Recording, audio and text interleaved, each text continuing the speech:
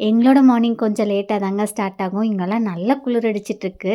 தம்பிய வெயில்ல தாங்க பெருசா காமிக்க முடியறதில்ல. 9, 10 மணிக்கு மேல தான் வெளியிலயே எடுத்துட்டு போறது.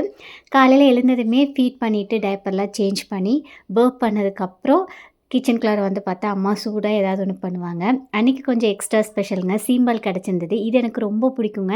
இதில புரோட்டீன் நெறையாவே இருக்கு எடுத்துக்கலாம். ஸோ என்ன இருக்குன்னு பார்த்துட்டு ரியா குட்டிக்கு ஊட்டி விட்டுட்டு, தம்பிக்கு உச்சிக்கு எண்ணெய் வச்சு தாங்க வெளியில எடுத்துட்டு வருவோம். இது அம்மா கண்டிப்பா மிஸ் பண்ணாம பண்ற ஒரு விஷயம். அன்னைக்கு நான் பண்ணேங்க. குட்டி பேபிக்கு பேர் வச்சாச்சான்னு சொல்லி ஒரு சிஸ்டர் கேட்டிருந்தீங்க. இன்னும் இல்லங்க. என்ன லெட்டர்ஸ் குடுத்துருக்காங்க அப்படிங்கிறத வீடியோல அட்டாச் பண்றேங்க. நீங்களும் உங்களுக்கு தெரிஞ்ச நல்ல தமிழ் பேரா சொல்லுங்க. இன்னுமே தேடிட்டு தாங்க இருக்கோம். ரெஃப்ரெஷ் ஆயிட்டு கீழ வந்தோம் அப்படின்னா, ஏதாவது ஒரு ஒர்க் இருக்கும். அன்னைக்கு வந்து கொஞ்சம் மெட்டர்னிட்டி வியர்லாம் ஸ்டாக் எடுத்திருந்தாங்க. அதுதான் வந்து சைஸ் படி தனித்தனியா பிரிச்சு எடுத்து வச்சுட்டுருந்தேன். டிஸ்பேட்ச் பண்றதுக்கு கொஞ்சம் ஈஸியா இருக்குன்னு சொல்லிட்டுங்க. உங்களுக்கும் வேணும் அப்படின்னா, ஸ்க்ரீன்ல தெரியிற நம்பருக்கு வாட்ஸ்அப் பண்ணுங்க. நான் ஃபீடிங் ட்ரெஸ்ஸுமே அவைலபிளா இருக்குங்க.